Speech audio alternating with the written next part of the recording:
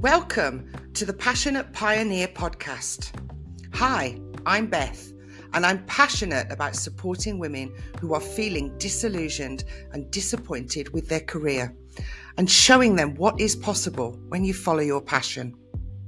Having your voice heard, finding your tribe of like minds, and being able to get support is so important when you don't know where to turn or who to talk to. I transformed my life from the corporate world to the coaching world, and I now empower women to follow my example and claim the freedom of choice to follow their heart, soul, and passion. So let's get started.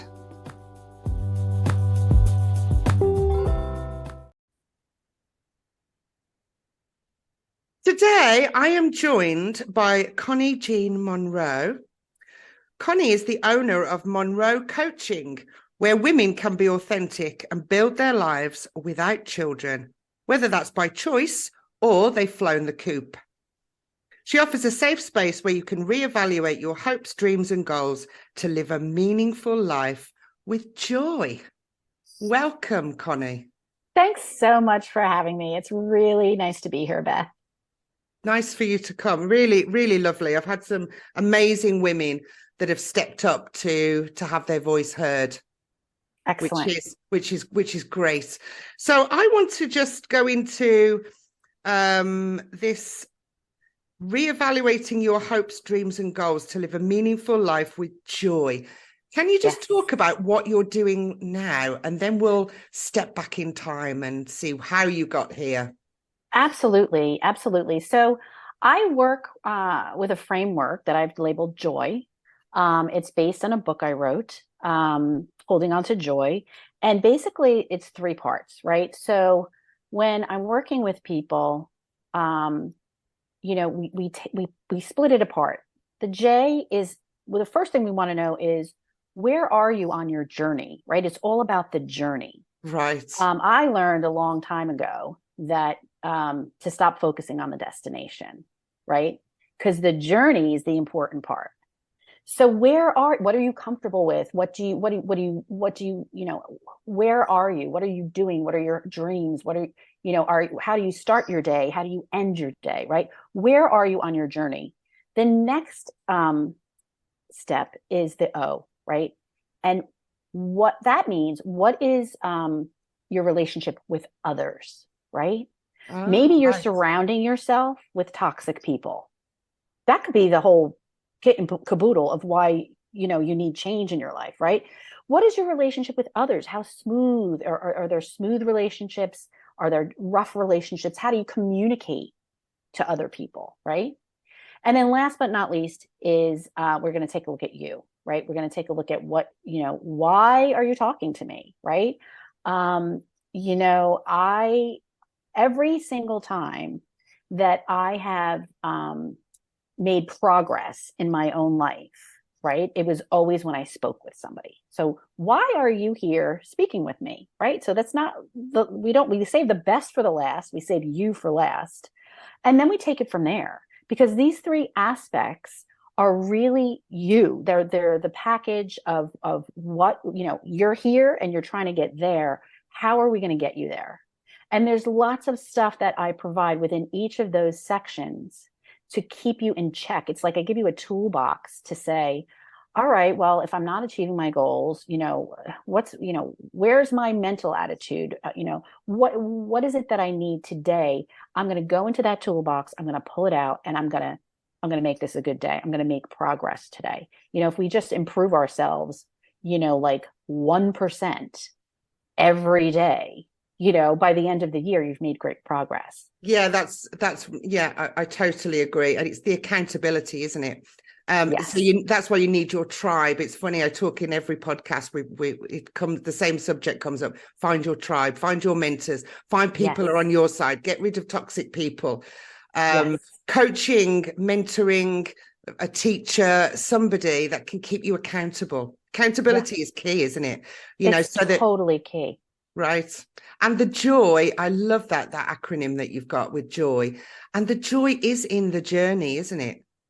It really is. And you know what? I have to tell you something, Beth. Many, many moons ago, I was really not focusing on the journey. Like I wanted, things weren't happening fast enough for me. I put myself through college, right? So I was responsible for all of my tuition. So I was always working. And I was like, I think I just burned out, Right.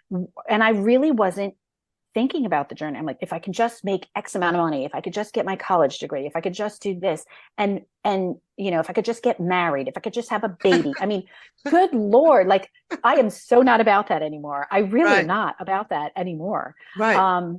So it really is. It's But the corporate industry is the epitome of that. They're all oh, about the results. They want the end results. They want the numbers. They want them now. They want everything now. You've got to get this. absolutely. And they just suck the joy right out of you. They I, absolutely do. so, One of the things that I did post corporate life is I went and volunteered for this organization. It was a nonprofit. One of our dear friends was helping run it. So we knew about what she did, and she was extreme. Talk about passion. Oh my gosh, she's extremely passionate about what she does. And so I thought, well, I'm out of work. I'm just going to go volunteer. And what did I have to do for this organization was read and write. That was it. So basically, they're an innocence project. They're called Censuring Ministries, and they work to free wrongfully convicted individuals. wow, And so that's they inspiring. were the opposite of what we were just talking about, right? Right. You Yeah. you got to get to this, you got to get the report, you got to. And so knowing that I was coming from that environment, they warned me. They're like, the work around here is really slow. They're like, on average, I think it takes something like 11 years to get somebody out of prison. Like you're Right. not. This isn't going to be a fast turnaround. Well, they're And it, working backwards, aren't they, as well? Because they're working yes, from the end result and they're unpinning it they're to step unpinning to it. stage one. And it can be excruciating. And Yeah. they warned me appropriately because I was like, I don't know if I can. And then I just, it became a thing. And I actually ended up going from volunteering to working for them for about 3 or 4 years. And it was the most rewarding work I ever got paid for Right. in my life. Right. Yeah. So, And then all about the journey. from there, you stepped into the the corporate world, right? Yeah. So it really was, such a contrast. So yeah, so that's a big change. So you went in, you were working for this organization that was helping to free inmates, and then you say you stopped after 3 or 4 years, and then you went into corporate. Why did Oh you? no, it was No, the opposite. So I it was went the from opposite. corporate to the nonprofit. Okay. Yeah. Okay. And you know what? I would have kept working for them because I love the work so much. But then we have the whole complicating factor of my partner and I coming to live in Costa Rica, right? Okay. So and they even we started doing 6 months in 6 months, and the nonprofit, I was like, you know what? I don't think I can work with you guys anymore because of this is my life and it's getting kind of Right. crazy. And they were like, what can we do to keep you? Wow. And I was like, wow, coming from corporate, I'm like, nobody ever asked me that in corporate. No, no, right. And they made it work. I would work for them 6 months out of the year, and that was it. That was Okay. just what I did. And then of course, when we made the permanent move to Costa Rica, then it was just impossible. Right. But it was So, just a great experience. so let's step back then. Let's step back in time. Okay. Let's step back into that if we dare. Right. Like Halloween, right? Stepping Yeah, back to the corporate career. absolutely. Um, Yeah. so tell us about your experience in corporate. What industry did you work in, and how did you feel? And then how were you feeling at the end that made you really, was the last straw that you had to The leave? last straw. Yeah. So I went right pretty much probably maybe a year out of university. I was sort of still doing the part-time jobs that got me through university, and they weren't really great. I mean, they were, I had a degree in English. One was a telemarketing job, one was something else. And my mom was becoming concerned. She's like, you know what, you need something more substantial. So I said, you know what, you're right. I was sort of in burnout. I said, let me start looking around. So I was pursuing actually doing radio, right? I worked for the radio station at Rutgers University as an internship. So I knew radio. I would go out and get stories, and I'd do the 5 o'clock news on, Tuesday afternoons. And anyway, so I had a job interview with them, and then I had a job interview with Merrill Lynch. And my cousin worked at Merrill Lynch. So she's like, you know what? I think you're going to do really well. I'm going to, she was in HR and she got me an interview and all this. And the thing of it is I had the opportunity. I was at a crossroads at very early on in my career, because the radio station offered me a position. The money wasn't anything. I think there was $1,000 difference between the both of them, and the salary was pretty low. Right. And I just was like, it would have meant me going into New York City, which I lived very close to New York at the time, but I didn't know New York, and I was scared. And being a rookie, I would have had to go in at sometimes I would have had to go in at 9:00 at night. And I was like, oh my gosh, I don't think I can do it. I'm scared. Right. Scared. Right. So I did what I said I would never do, because working a lot of temp jobs, getting myself through college, I was like, I am never going to be one of these corporate people sitting in the traffic, looking miserable, sitting in a cubicle all day. I was like, and there I was sitting in corporate. So I spent probably about the first 10 years trying to get out. I was taking like graduate courses. I was going to be a teacher. Then I was going to do that. And I just, and then I got married. I met my ex-husband there. Life takes off. Yeah. And before you know it, it's 10 years. And doesn't time fly? Just like that. Just like that. Yeah. And I wasn't, it's really funny, because when I got married to my ex-husband, he came from this big Italian-American family, and the matriarch, the grandmother, she was amazing. So, I was newlywed, and I'm like, there's some family gathering, and she says, so your personal life is great. She goes, what about the professional life? I go, I'm miserable. Right. She's like the only person I told. I'm like, I cry going to work at least But isn't that once a week. amazing that she asked? She did ask, because she was a woman before her time. Here we are speaking together on International Women's Day, right? This was a woman before her time, and she knew how important that was. Like, you have to have balance, right? Great, this side of your life is great, but that side of your life is falling apart. So I did. I said, I cry going to work at least once a week. I'm really miserable, and I don't know what to do about it. And she said, I know what to do about it. And she went into her room. Now, mind you, at this point, she was probably in her late 60s, early 70s, right? Right. She goes into her bedroom and she brings out these personal development tapes. They were tapes, right? I eventually bought the DVD version or whatever.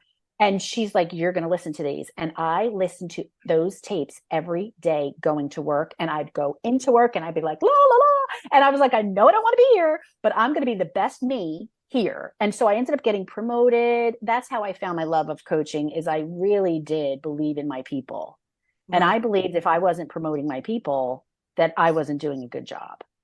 So amazing to find that mentor, though, because I think my grandmother was when I first started traveling when I was in my 20s, she couldn't understand why. And when I came back, she said, oh, I can see why you went traveling. You have a better relationship with everybody. You've got joy back in your life, and she could see it. She was the only one. I don't think anybody else said anything to me.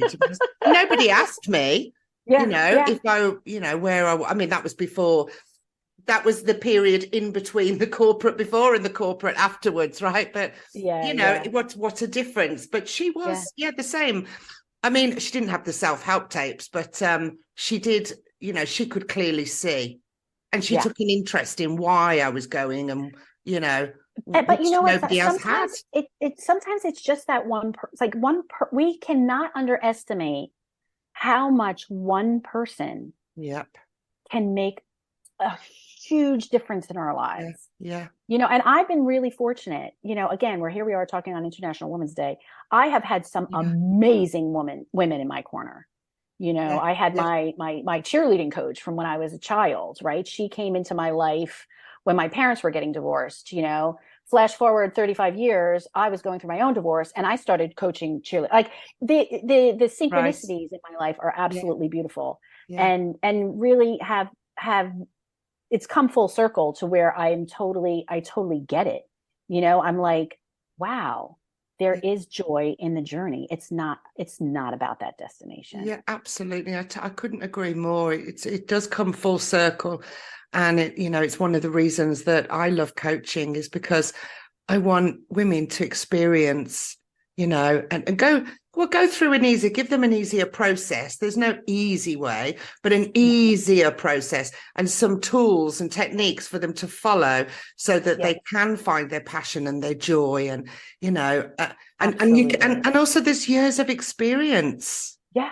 Yeah. The experience that you have, life experience, we've all got we all come from different backgrounds, but we're all trying now to find joy and passion and help, be kind to others and offer our advice and support. And, that's why I find the Gen Xers are really, and millennials, there's some millennials as well I've seen doing this. And they were all trying to bring the next generation into this, to be more instead of following, don't follow in anybody else's footsteps. Find your own path. Absolutely, because you know what? There's no one else. Yeah, there's no one else like me. There's no one else like you. And so to put yourself in a cookie cutter, position is just crazy. Well, it's soul destroying. It will literally, your soul will die. It will just go to that place in the sky. That's how I used to describe my commute: hour and a half on the train in, hour and a half on the way back home. Soul destroying, right? It really, I just think that it's all about like not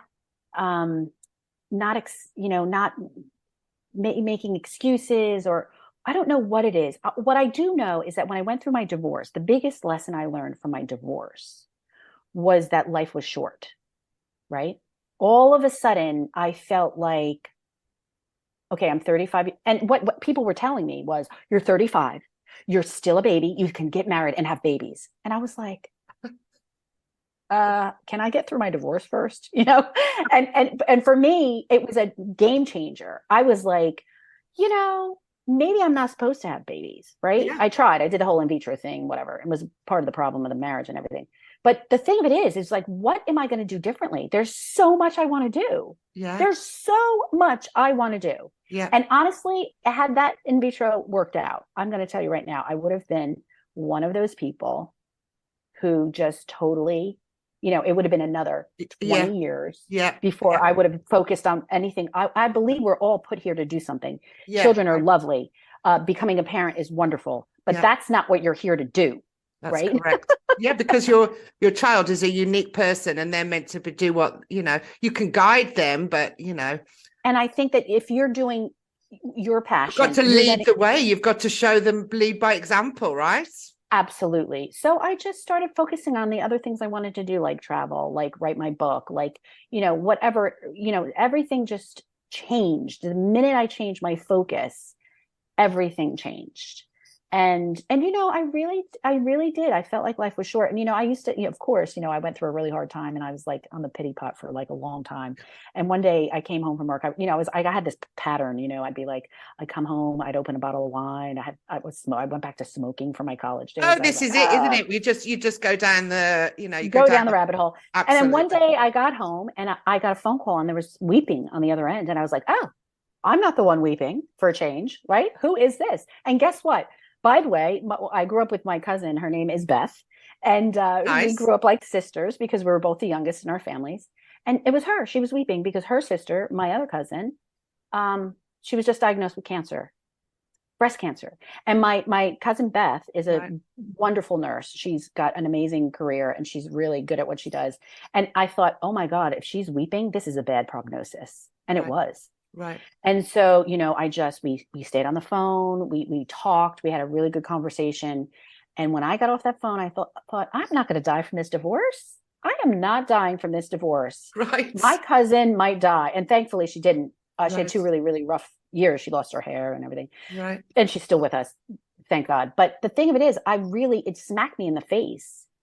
And, I would come home from work and eventually I'm like, I might not die from the divorce, but if I keep this wine and cigarette thing going, I might like die a little young, Right. So I just said, I'm going to grab my running sneakers, a few times a week rather than sitting there on the pity potty. And I really felt like that was a huge awakening for me. I always kept her picture near me, like because we go through these things and it's really eye-opening, and then we get back into the old grind. Well, no, I said, you can't, that's like an insult, right? To her. Yeah. That I'm just going to stay on this pity pot Yeah. because I'm in the middle of a divorce. Like, who cares? You know? Yeah. Yeah. Like, you're going to be okay. And so Yeah. that was the biggest lesson I learned from that experience, which I talk about in my book over and over again. And right. Well, and that's interesting. That's interesting. I call that a spiritual turning point. Absolutely. And that was one Yeah. of the things that caught my eye with a lot of your posts on social media and stuff, your spiritual awakenings, because listen. So one of the chapters of my book is called Listen. And it's all about listening to those spiritual awakenings. Because guess what? Some people have them and they ignore them or they push them away. It's too scary. I don't want to know about that. It happened with my ex-husband. There's a story in the book about the chapter is called Listen. Yeah. And there was this thing that happened. It was a weird thing. He was driving somewhere. I took the newer car. He took the older car. And these two birds got caught in the grill of the car. Wow. And it was the weirdest thing. And I was like, what do you want me to do about it? We're separated now, right? I'm like, what would you like me to do about this? And he was like, I think this is a sign. I don't know what it means. And I was like, you know what? I got to go. You're going to have to call the maintenance man and get him to fix it. And I was just like, woo. And then years later, because this is before Google, right? Right. Years later, actually, when I was writing the book, I was like, let me look that up. And I'm 1/8 Apache Indian. So there was this thing that said something about birds from the Apache Indians. I was like, oh, that's pretty apropos. Right. And it was all about a love relationship. Wow. And one of the birds got free and the other one stayed in there. And it was like this whole meaningful thing. I was like, I did not even know that. The whole story just in that one incident, right?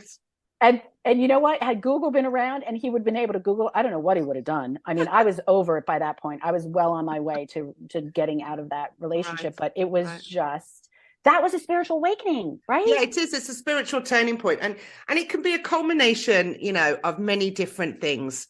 Especially when, for my example, I was in my corporate career, I was, undermined, overworked, just ignored really, or, I had to be the example because I was very good at what I did. So I was the example and the other heads of department were just dicking about basically, Right. And I'm like, well, how is it I get hauled into the office and, and then, so it was and I was a little bit bored. I was sort of coming to the end. I could do my job. I was just, drinking every night because I needed something to make me, give me some oomph.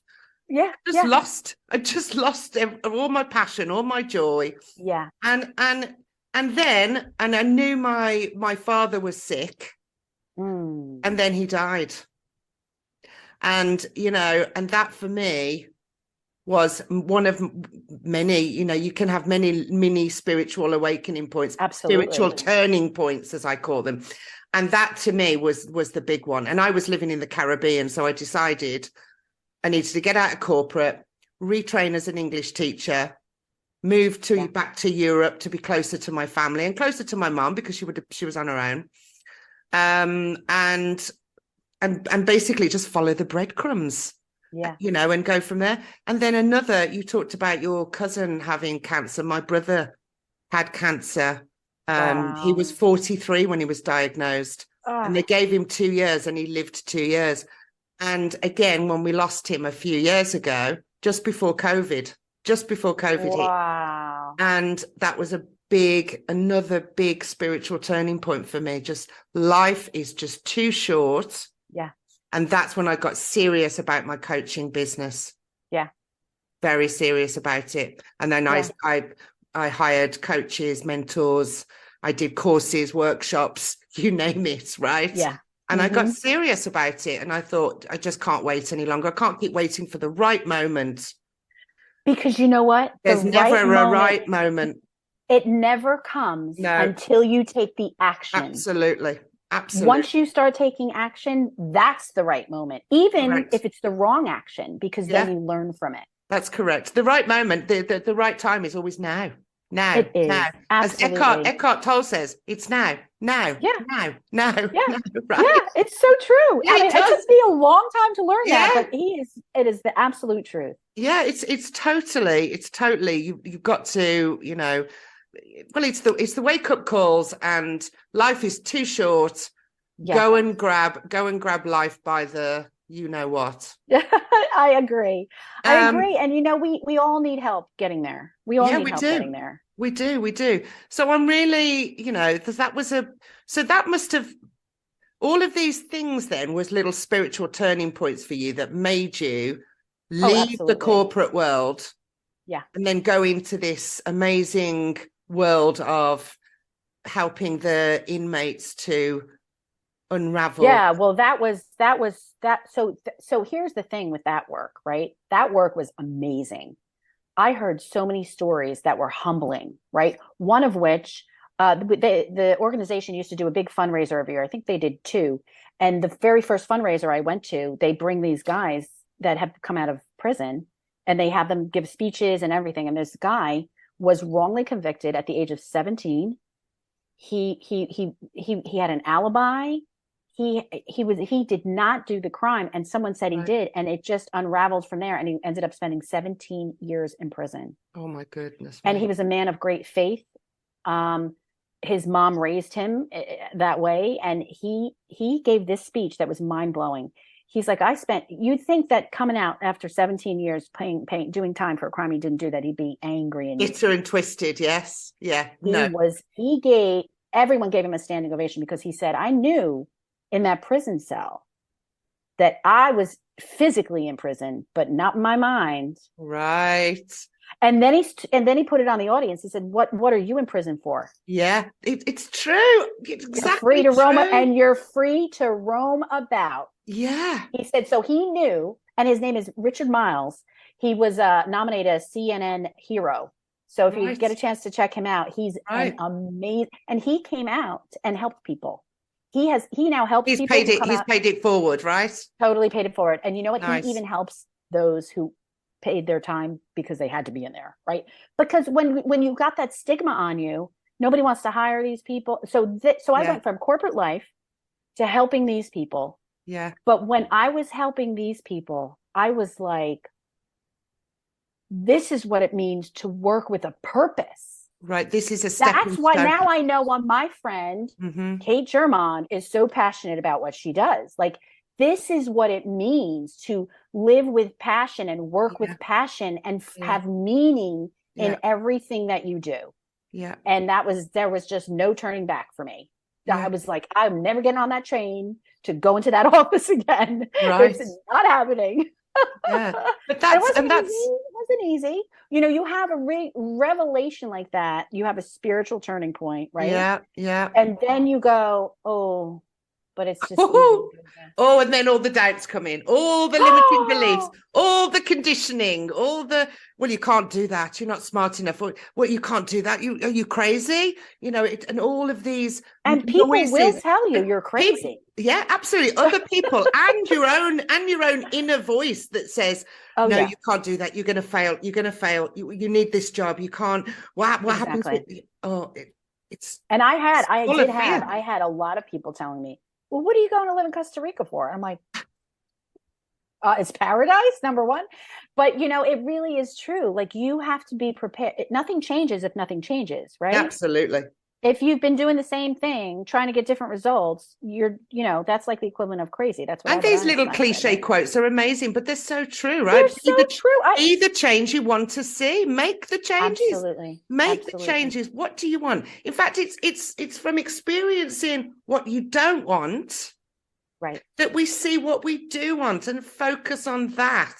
Yeah. You can't, I've said it a couple of times in these podcasts, you can't go from A to Z overnight. It's just not possible. No. But you can follow steps, and you can take the next step and the next action step and the next action step. And who knows where it will lead you. Yeah. Right. You went to work, with the unraveling these inmate stories, and you realized Oh, I love helping people. I love getting results for people. I love to Oh, dive into their stories. I love to, yeah. you learn more and you discover more about yourself. Oh, The, absolutely. the thing about working in corporate, I find, apart from the fact that it just sucks the joy out of you, is that you're just you're living someone else's story every day. Yeah. They've created the business. They're Yep. making the money. They're having the joy and the reaping the rewards and the results. And you're just going in and giving them your time. You're just like an actor in a play. Yeah. But you're not getting the rewards or the pay. So you're basically living out someone's story. And the only time you can kind of have any joy is when Friday night comes, and Monday morning you're praying for Friday night to come so you can go out with the girls and you can get drunk and you can finally find some peace and joy. Yeah, and that's no way to live. And that's no way to live, right? It's no way. I always say you need to design a life that you don't need a vacation from. Absolutely. Like I just told you I'm visiting friends right now, and for sometimes people will say when I'm traveling, right? If I go home to visit my mom or whatever, oh no, you have to work. I'm like, oh yes, I do. That's how it is. It's like I'm not really working, right? Like I talk to people, I relate to people, I enjoy doing what I'm doing. And my mom used to say, do what you love and you will never work a day in your life. That's right. And I should have followed that. There's another old cliche saying. Another old cliche. Absolutely true. Yeah. It's absolutely true, right? When you're doing something you love and you've got a passion for it, it doesn't feel like work. It's a joy. Yeah. Oh my God, someone wants my advice. I've got a new client. They're coming to me and they want my advice. I'm going to go through this experience with them and help them and see the results and see the step-by-steps that they make and see them be more authentic and more confident and have a voice, find passion. It's amazing. I think that, if you're doing work that's not meaningful, here's a way to test it, right? Okay, let's look back on the last year or 2 or 3 years. Have I grown as a person?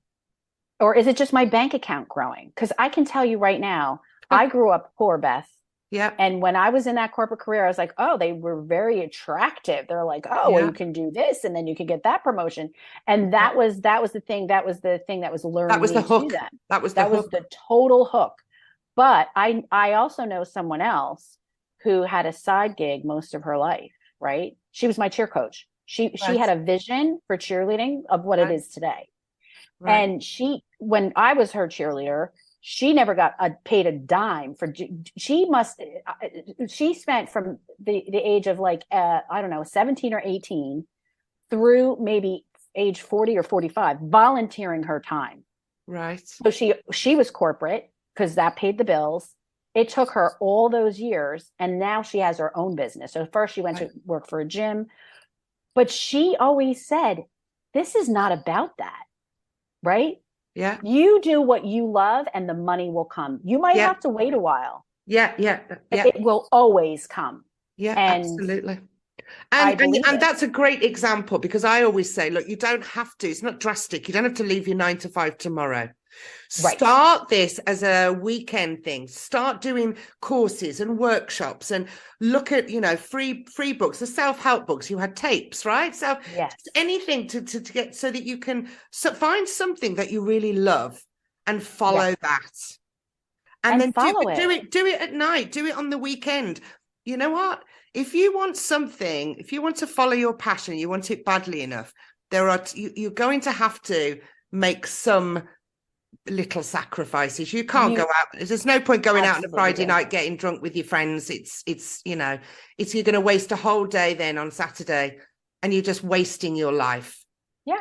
And again, it's another weekend. Oh, I'll just do it next weekend. No. Start now and start making some changes. And that includes changes in your environment. Yeah. And that's toxic people. Have a look, evaluate your life. Look at the people you're hanging around. Are they supporters of you? So true. Are they, misery loves company. So look at the people that really love to be negative Nellies. Yeah, that's so true. Try and stay away from them. Yeah, it's so important. I'm reading this book right now.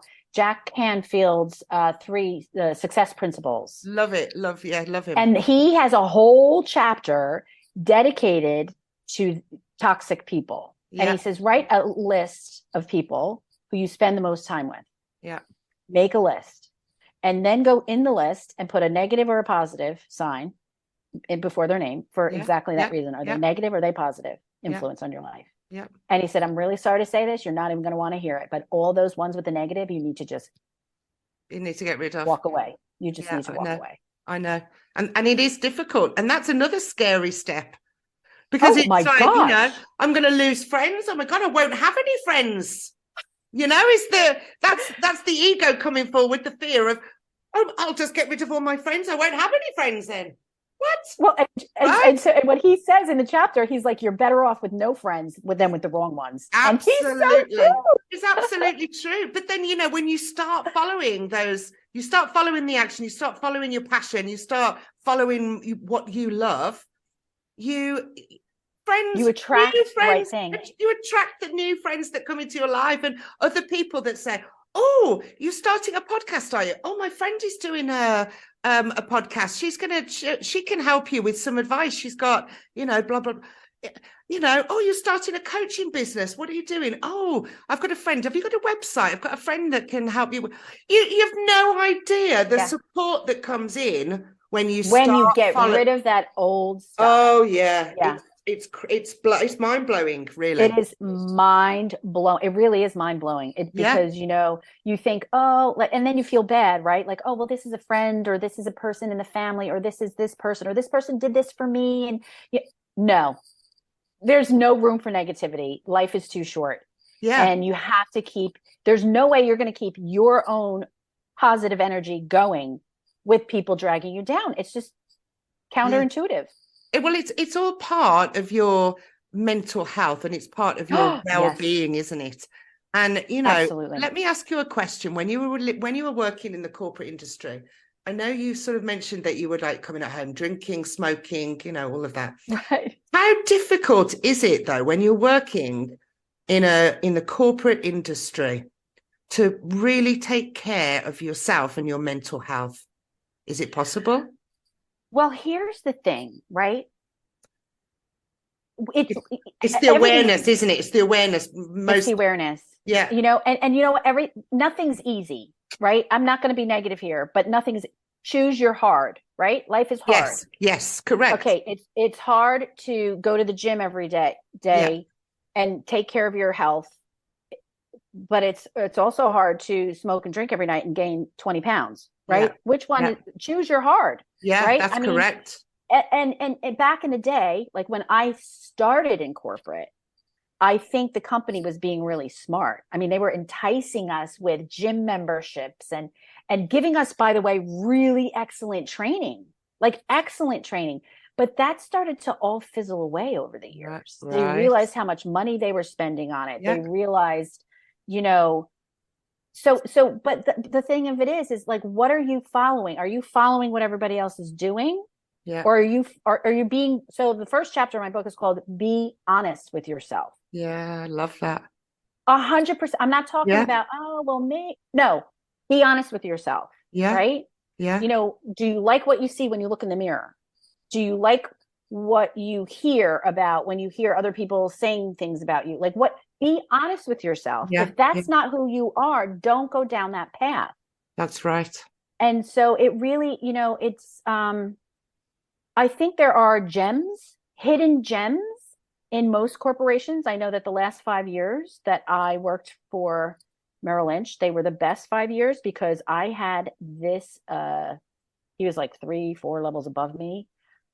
He was an amazing manager. He had broken the mold. Right. He would take all 90 of us in his department and take us on an offsite every year.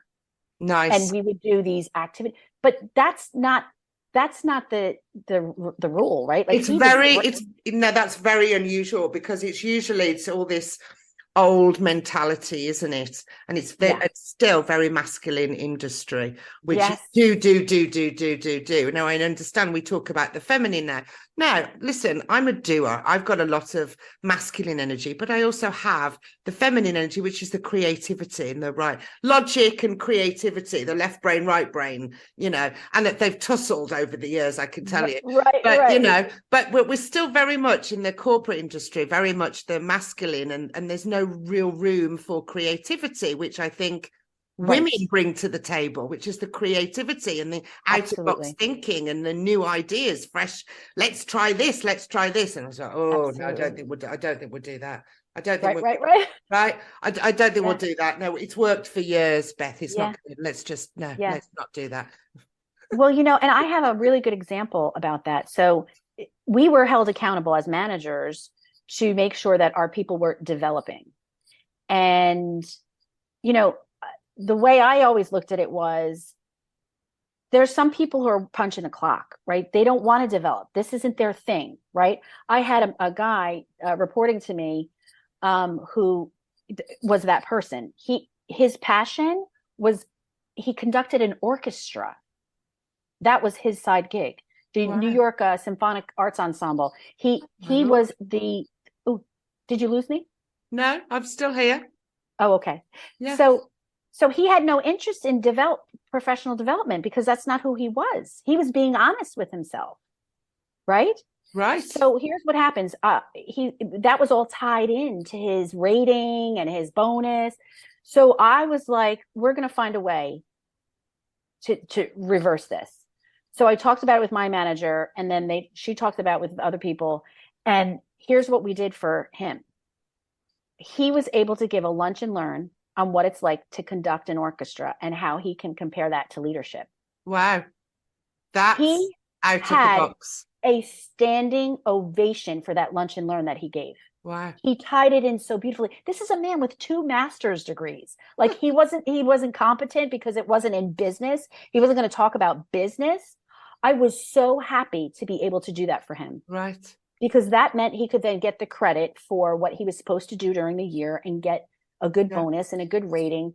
But that's thinking outside the box. And my management team I worked for allowed that because they were the exceptional people they were. Right.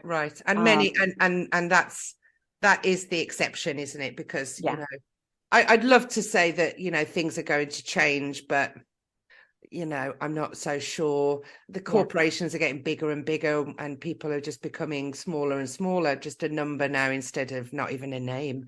And it's all about the bottom line and the figures and, you know, and all those benefits that they used to have. Now they've cut back and now they don't have them.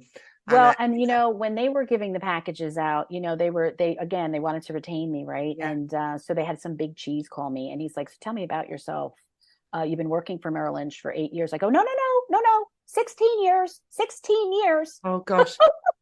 He said he didn't even know how out of touch they are, right? And it was like a conversation stop. His silence spoke so much to me. And I was like, so if you were in my position, because those packages were never going to come around again. Right. I was covered and my partner were covered. We were covered for like 2 years on healthcare. And that was everybody's big thing. Oh, well, if I take the package, I'm not going to be covered. And what if I get sick? Why are you running your life on fear? We got to get out of fear, right? Oh my gosh. But that's what I did. And that's like amazing. So tell me about now. So you're in Costa Rica. Let's start wrapping it up. So you're in Costa Rica. It's been great to talk to you. What a great conversation. Oh, it's been so much fun. Really nice, really nice. So you're in Costa Rica now with your new partner. Yes. And so he had, he was always very internet driven. So that's how we slowly got to Costa Rica, because all he needed was an internet connection. And then I was like, well, if he can do it, can I do it? I was really scared about starting the whole coaching thing because it was starting to become popular. And now let's look at this even since COVID. Oh, right? It's just blown up. Exploded. Yeah, we all talk to each other the way you and I are talking right now. So it was a gradual thing. But we really have just made it work. And, me leaving the second corporate job where I was just a consultant, I was like, well, I said to my partner, I said, if you want to be the main breadwinner, then we can just do this. And it was scary for me, but I had to do it. And he was like, he's been an entrepreneur his whole life. So he was like, just do it. I'm like, okay. And so that's what happened. It was a gradual thing. In 2017, we focused on a lifelong dream of his, which was opening a restaurant. We did that for 4 years. But then while I was doing that, I was writing the book and then reaching out to people to help me build my business. And I got the website going, and that was just it. And so now here I am. I saw your post on one of these groups that we're both a part of. And I was like, that's the lady I got to speak to. So I'm so glad that we did this, because you really spoke to me. I was like, wow, we could have a good conversation for your audience to let them know that this is all possible. Because I'll tell you, there were years that I thought like, I'm going to die in corporate America. I know. And this is why I wanted to just start this podcast, because I just wanted to have, women like yourself, to give us your opinion, because there's so many similar stories. I mean, it's just, literally just, your soul just dies. It just goes to die in corporate. And unfortunately, that is the truth. Now, that doesn't mean that you've got to take the drastic measures, but, it is a nice, but the women I'm speaking to have all followed their passion, and they're giving these, these great, unique stories of, what happened to them in the industries, all in different industries. And you have to hold on, right? Year 1, year 2 of corporate America, I was saying to all my buddies at lunchtime, I go, well, I'm not staying. I'm going to be an author, and y'all are going to be sitting around the lunch table reading my books. And where did that go after 16 years? You know? I know. You have to just believe in it. You just have to do it. And like you said, it's now. It's now. Life is short. Don't say when. It's now, today, right now. It's today. Do one thing to get you forward. Absolutely. So that would be the final question, was what advice would you have for your younger 25-year-old self? And I think you might have just answered it. Yeah, I would say work on it now. I mean, look, I have no regrets. I have another chapter in my book. It's called Live Without Regret. Yeah, I have no regrets, because that's just keeping you in the rearview mirror. You can't go back there. So, just hold on. Like my book, right? Holding on to joy. Hold on to your passion. Hold on to your dreams. But, every single success story is because they didn't give up. Absolutely.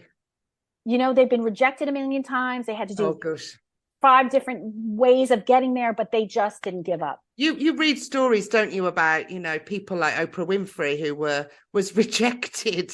Oh, yeah. How many places rejected her, but she just didn't give up. And can you just imagine how those people are kicking themselves? Can you imagine now how they're kicking themselves, right? Going, did we reject Oprah Winfrey, right? That was a bit of a mistake. What? Who did that? You're fired. That's exactly what would happen. Oh my gosh, it's so true. Okay, well, it was lovely to talk to you, Connie. Thank you so much for coming onto the podcast. Thanks so much for having me. It's a pleasure. Thank you. Thanks.